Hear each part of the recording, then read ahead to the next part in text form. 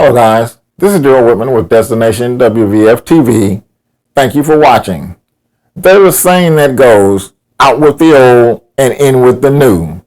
This is specifically true at the busiest cruise terminal in the world, Port Miami, where official construction of a new state-of-the-art Royal Caribbean terminal is now underway. Let's talk about it.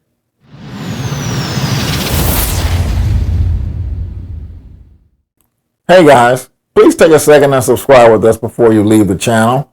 We would certainly appreciate it, and we'd love to have you as part of our YouTube family. Thank you. Now, the first step in the project is getting rid of the old terminal, as in the demolition and removal of the existing Terminal G, which began on Wednesday, July 9th, 2025.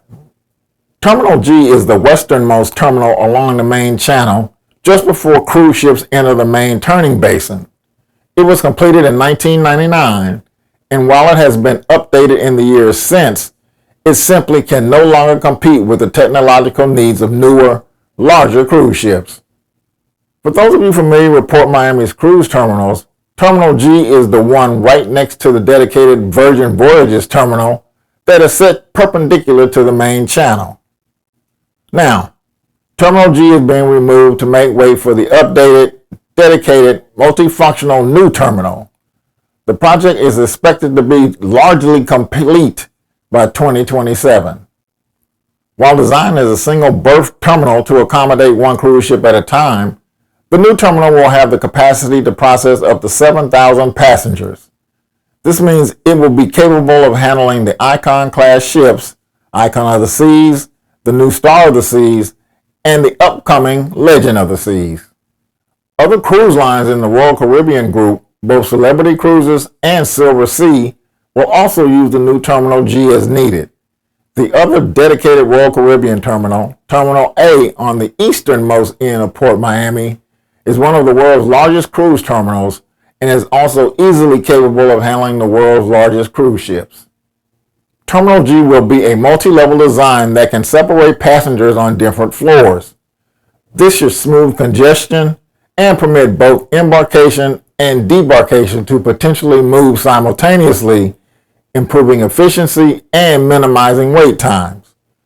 This multi-level design will also provide improved processing for crew members and other services moving on and off the ship. Even more important in the new terminal design is the plan to achieve LEED Silver certification, which would emphasize the sustainability of the structure and how it will function. The new terminal will also include surrounding support structures, a multi-story parking garage, designated passenger drop-off areas, bus parking, and more. They are all part of the overall project to improve traffic flow in the overall terminal area.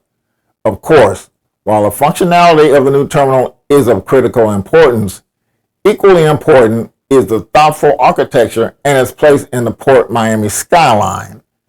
The new terminal will have graceful lines and the iconic Royal Caribbean blue with calmer aquatic views on the interior. This, of course, emphasizes the connection between the city and the sea.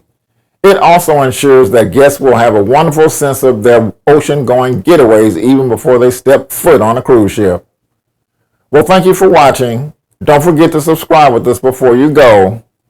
Thank you again. Goodbye, and God bless. This is Daryl Whitman. Thank you for watching. Remember to like and subscribe, and we'll see you on the next episode of Destination WVF TV.